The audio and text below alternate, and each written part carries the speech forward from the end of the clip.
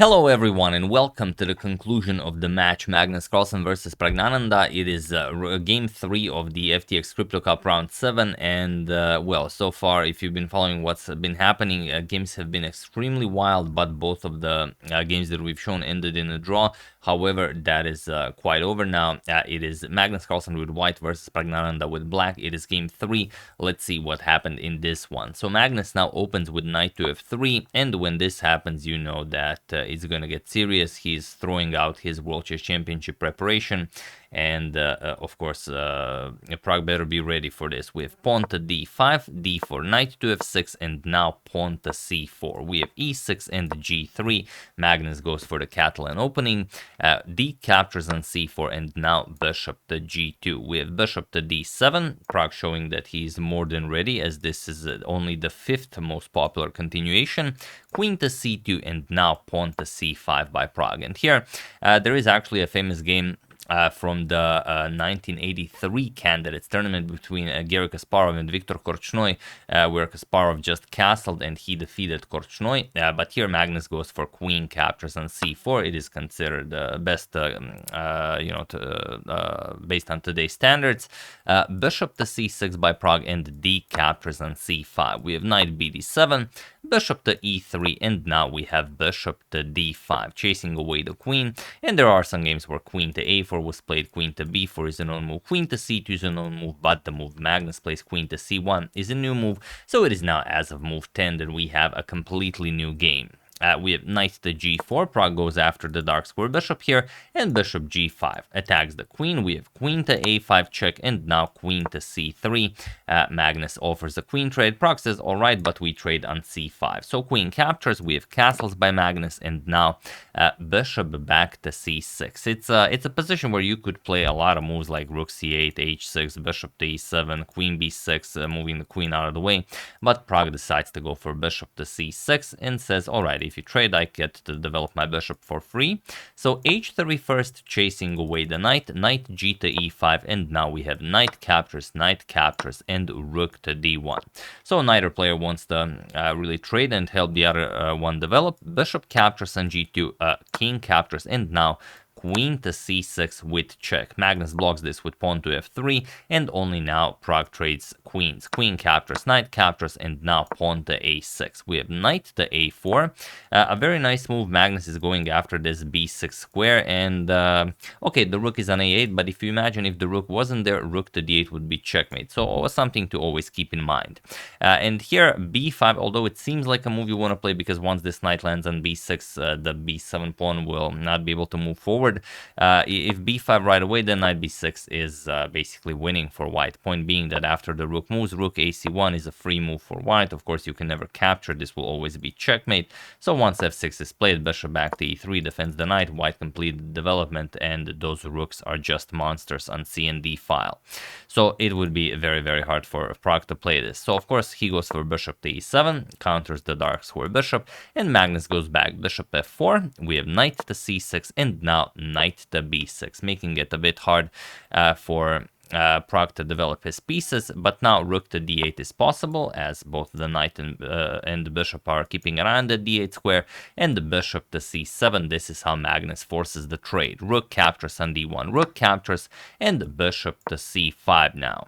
We have knight to c8, just because he can, and now pawn to f6. We have bishop to b6 now, offering a trade of bishops, and Pragg finally gets the castle. We have bishop captures on c5, rook captures on c8, and now a very nice rook to d6 by Magnus, going after the e6 pawn. We have rook to d8. Pragg says, all right, you capture on e6, then I get the active d2 square, and Magnus actually allows this. So rook captures on e6, rook to d2, and now bishop to a3, defending both the b2 and the e2 pawns. But now comes king to f7, attacks the rook, rook to e4, and now we have pawn to b5. You could also consider f5 right away, but Pragg first goes b5, king to f2, and now he goes pawn to f5. But now this is actually good for Magnus. Rook to f4, now with ideas of g4, or just capturing the pawn if the king remains on f7. So king to e6, and now king to e1, attacking the black rook. So rook back to d8. Here, a very nice move to consider was g5 for Pragg. Point being that if rook captures on f5, king captures on f5, and king captures on d2,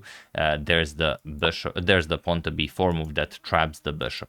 It still would be a bit better for Magnus, for example, captures, as you do have 6 pawns. Pragg only has 3, for example, a3, knight goes somewhere, and then king to d3, b4, and so on. So it would be white who would be pushing for the win here. But it was definitely in the position. Pragg goes back, rook to d8, and now Magnus strikes with g4. Now you could trade right away, but Pragg goes for g5 instead. It's sort of a delayed trade. G captures on f5 with check, king f6, and with the rook still hanging, rook to e4. King captures on f5, and now bishop to c5.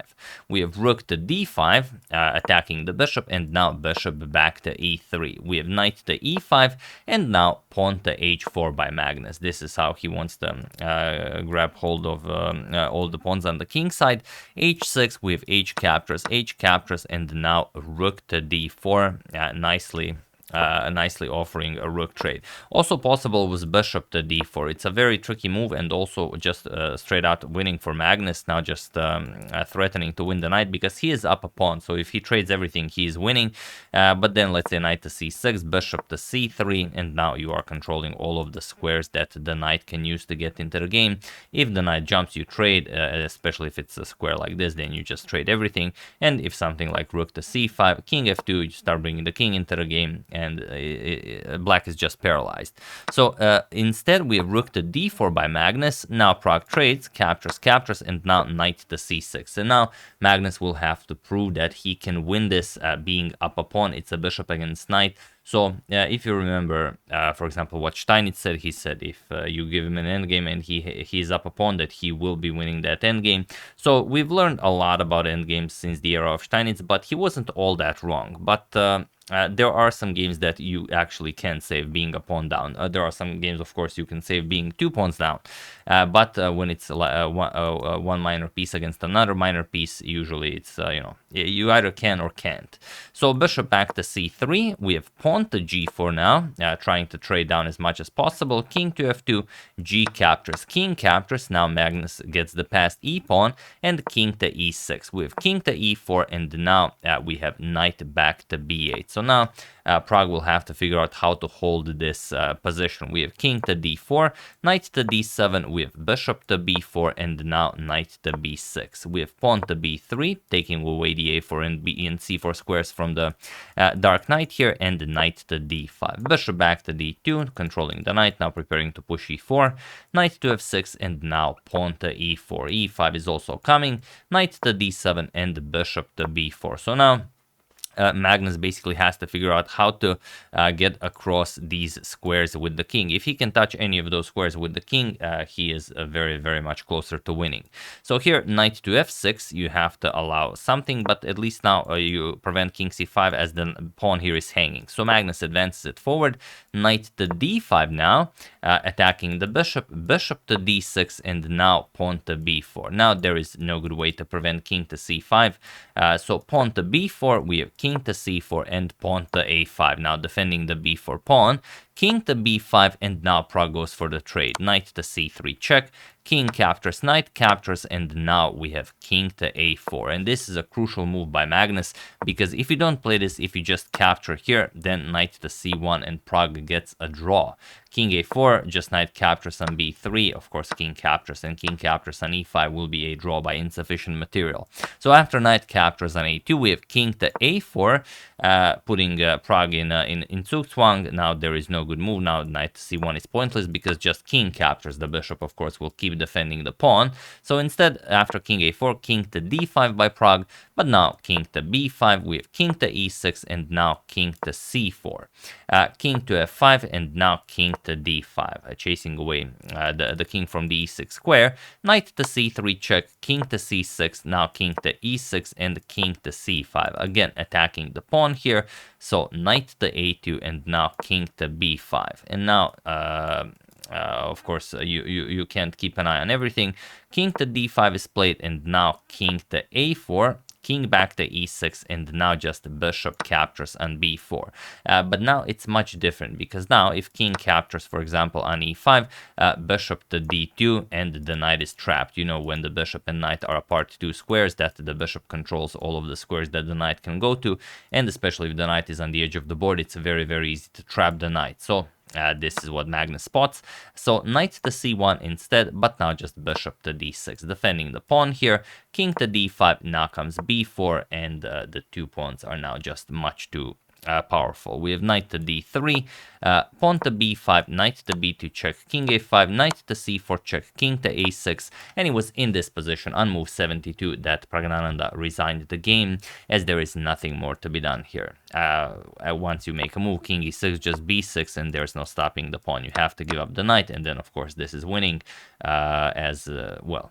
It's a central pawn. If it was, for example, maybe on the edge of the board, and there's a light square, you have a dark square bishop, and the king is like all the way on h1, then we can talk about a draw, but of course this is completely winning. So yeah, that's what happened in game 3. So first 2 games ended in a draw, and game 3 ends by Magnus winning. And now we are going to discuss what happened in game 4. So now this is also rapid. Pragg has one last chance to get back into the match. Now he can no longer win the match in rapids. As you remember, we discussed that as he's too far along behind Magnus. As you can see, by going into day 7, Magnus had 15 points, Praggnanandhaa had 13 points, so he needed a win in the rapid section in order to overtake Magnus, which is now impossible. Now if Pragg wins, they will only go into tiebreaks, and then Magnus will also gain a point, so Magnus is definitely the winner of the tournament, but Pragg can still win the match. So let's see what happened in this one. Pragg has the white pieces, and yeah, sorry, I forgot to mention this. I will show here game 3, game 4, and also the last game of the blitz section. So let's check out what happened in this one. So here Pragg opened with d4. We have e6 by Magnus, the Horwitz defense, pawn to c4, and bishop to b4 with check. This is known as the Keres defense. Bishop to d2 by Pragg, and now bishop captures on d2. Queen captures, and now pawn to f5. This is how Magnus plans on holding his position. We have knight to c3 and knight to f6. We have pawn to e3 and d6, and already as of move 6 we have a completely new game, which is definitely something that Pragg can use to his advantage if he can outplay Magnus in new territory. So bishop to d3, pawn to e5, immediately going for the center. We have knight g to e2, and now pawn to c5, sort of baiting Pragg to go d5. And Pragg does play this, but now he allows pawn to e4. And later in an interview, Pragg said that he was very, very upset about losing the previous game like that, and that he just got into a really, really bad position very early in the game.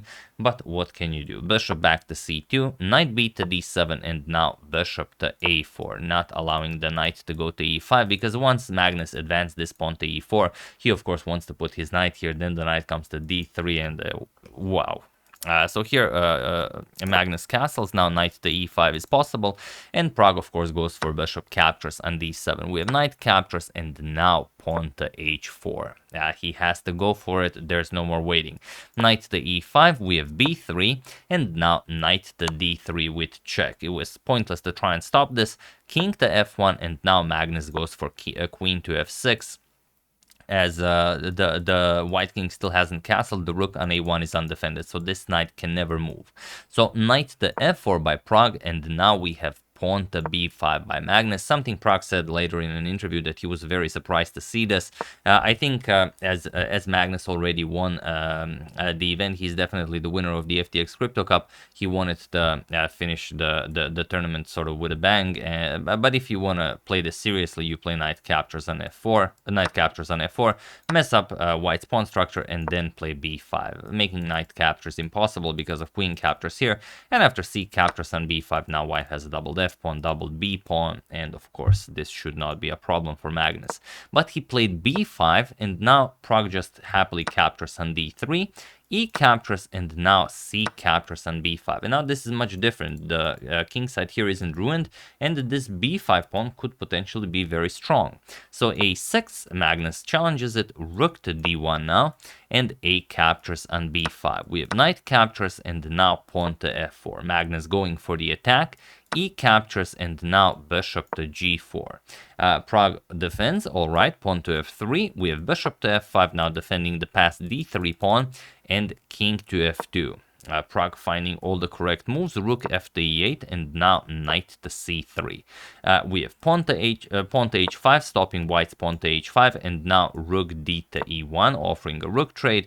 Magnus trades here, and now we have rook captures on e1, sort of giving up the h4 pawn. But the problem is, if Pragg plays queen captures here, then Magnus has a win with the queen d4 check, king to f1, let's say d2 attacks the queen, bishop d3 coming, that's it. There's no defending this.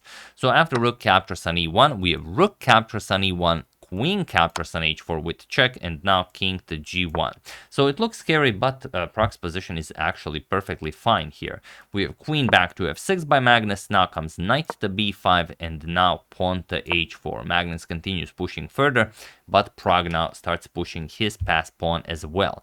We have pawn to c4, trying to weaken the a4 pawn, and now b captures on c4. We have rook captures on a4, and now rook to c1. We have king to h7, Magnus bringing his king to safety before continuing to push, and now king to h2. We have bishop to g6, and now we have rook to c3, and now rook to a2. A wonderful move by Magnus, forcing queen captures the rook here, and then queen captures on f4 becomes possible. And Pragg really has no choice. If you just move the queen somewhere, then the rook controls the d2 square, and you can just start pushing your pawn. So queen captures on a2, queen captures on f4 with check, king to h1, and now pawn to d2. And it seems like Magnus has won this, but luckily for Pragg, he finds the only defensive idea, queen to a1, and now after queen to e5, there is a move. It's not an easy one to spot, but it's the only one that saves the position for Pragg. So feel free to pause the video and try to find this incredible idea while I give you a couple of seconds.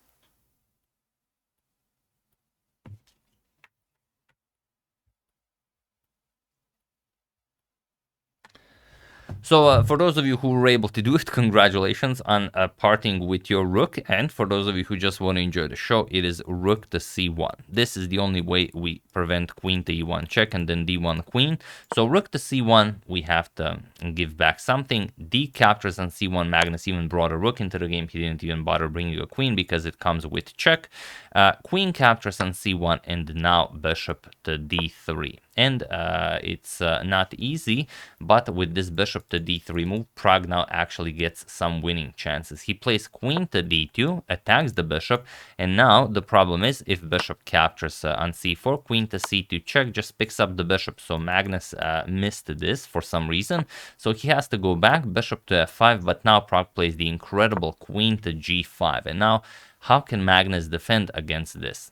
He plays h3, which seems like like a great idea, but Pragg finds the incredible knight captures on d6. And now, of course, if queen captures on d6, then bishop here falls with check. So h captures on g2 check, and now the very important king to g1. I hope none of you were considering actually capturing the pawn, because then bishop h3 check, and you lose your queen.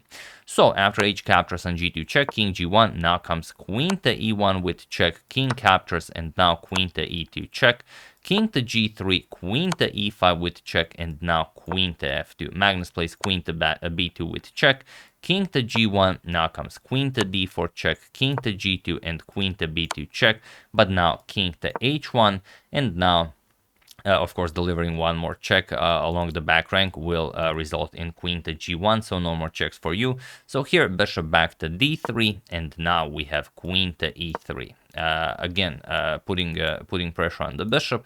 So bishop to f1, now Magnus with one last idea, checkmating the white king on g2, but now just queen to g1. We have queen to c1, putting pressure on that on that c pawn, but it doesn't really matter. Here, knight to f5 by Pragg, and it was in this position on move 51 that Magnus Carlsen resigned the game, as there are simply too many threats. You've heard of the principle of two weaknesses. Well, this is the principle of three weaknesses, because now checkmate is being threatened, and once Magnus defends this, for example, queen a1, which is the only move that defends checkmate and defends the bishop here, there's the one weakness, there's the second weakness, and there's, of course, the third weakness, our good friend, the d pawn, d6, d7, d8, brings a queen into the game, so Magnus cannot keep an eye on everything. So Pragg bounces back, he forces blitz tie breaks, and this is what happened in the next one. So in the first game of the blitz, Magnus blundered pretty badly very early on in the game, and Pragg took the lead, and this is the final game of the blitz section that we will be showing. So you know, to stay true to the values of the channel, we will change the little letter on the robot. I almost said on the bird, because you know, in the past there was a bird there. So let me just quickly update this. There we go. All right. So now we are in the blitz section, and it's really a wild one. So it's Pragg with the white pieces, and he opens with d4. We are not going to deeply analyze this as it's blitz, and the Magnus goes for the modern, or for the Robash defense, with g6. We have e4 and bishop to g7. Knight to f3, pawn to d6, and bishop to c4. We have knight to f6 and queen to e2 now by Pragg. Knight to c6, and now pawn to h3. And now Pragg only needs a draw to win the match. He will not be winning the event. Magnus already won the FTX Crypto Cup, but you know, beating Magnus in a match, that's kind of the dream. We have pawn to e5, and now d captures, knight captures, and knight captures, pawn captures. So of course this is almost impossible to lose for white. It's just a superior position. We have castles by both players, so castles by Pragg, castles by Magnus, and rook to d1 now, claiming the d file, queen e7, and now pawn to b3.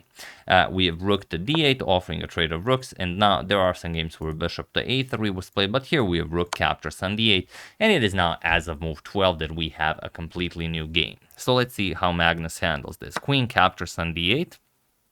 Knight to c3, and now pawn to c6. We have pawn to a4, stopping b5, and now queen to e8, defending the pawn here. We have bishop to e3, and now bishop to e6. Also now the queen can capture if the bishop captures. So rook to d1, and now bishop to f8, trying to activate his pieces a bit more. Bishop captures, we have queen captures, and rook to d3, preparing queen to d1. Then you control the d file basically for the rest of the game.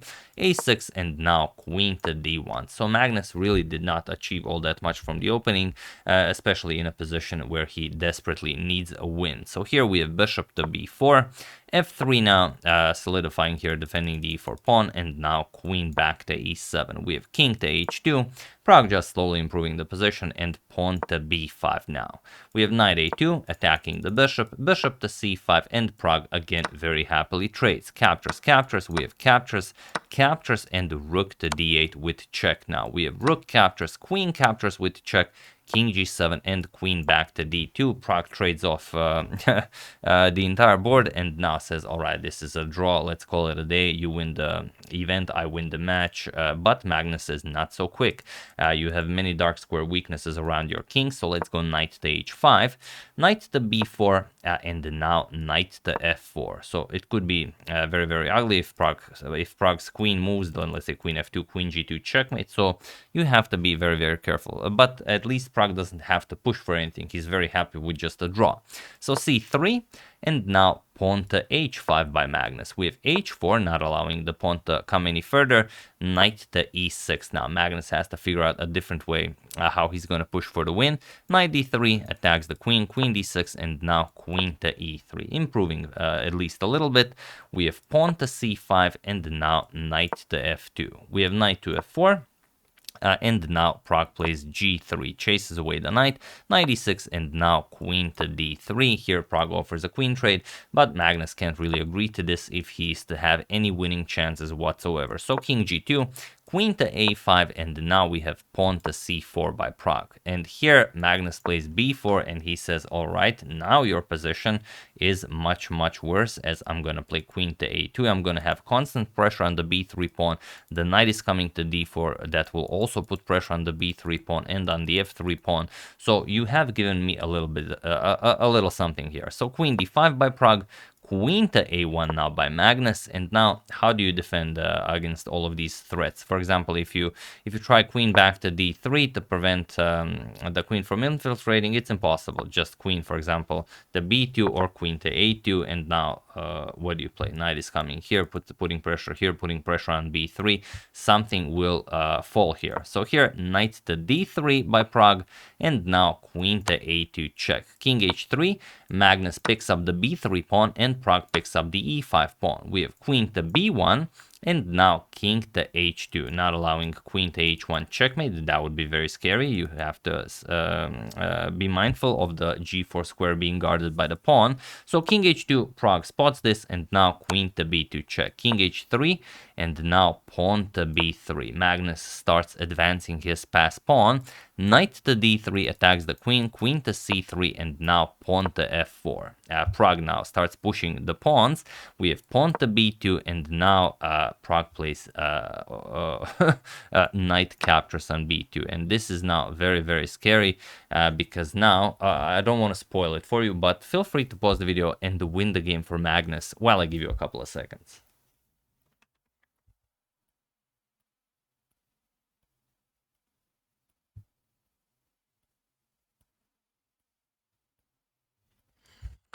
So for those of you who were able to do it, congratulations on spotting that Pragg has blundered a mate in 4. And for those of you who just want to enjoy the show, it is knight captures on f4 with check. Now the king has no squares, only square is king to h2. The pawn covers g4, knight covers g2. So king h2 only square, and of course this is impossible because the queen prevents the pawn from capturing. So king h2, queen captures, or queen to c2. It's much cooler if you don't capture the knight. This comes with check, and now it doesn't matter. King g1 or king to h1, whatever you play, queen to g2 will be checkmate. However, luckily for Pragg, Magnus misses this. He doesn't spot the forced checkmate. Instead, he plays queen captures on b2. He is now up a piece, but Pragg plays pawn to f5. We have queen to a1 by Magnus. Again, Magnus going for this queen to h1 checkmate. King to g2, now comes g captures on f5, e captures on f5, queen to b2 check, king to h3, and Magnus plays queen to c1. Incredible as it is, he plays sort of the only move that doesn't win him the game, as he's still planning on delivering queen to h1 checkmate, but Pragg's queen is guarding the h1 square, so that is very weird. So f captures on e6, Pragg just wins back the piece for free, and there is no checkmate. The queen covers h1, so really, really weird stuff happening with Magnus ever since that game 3 where he defeated Pragg, where he completely outplayed him in the end game. He won the event, and it seems like he just started missing everything. So f captures on e6, and now without capturing this, for example, you can still get a draw here. Queen to f1 check, you just, check the king forever, and that's it. But Magnus played f captures on e6. I think he was already very much disgusted with himself, and now Pragg just played queen to e5 with check, and he was in this position on move 52 that Magnus Carlsen resigned the game, and with it the entire match. So yeah, like I said, Magnus wins the FTX Crypto Cup, Praggnanandhaa wins his match against Magnus, and the final standings are Magnus first place, Alireza, or rather Praggnanandhaa second place, and Alireza third place. They have the same amount of points, but I believe Prag has better additional criteria.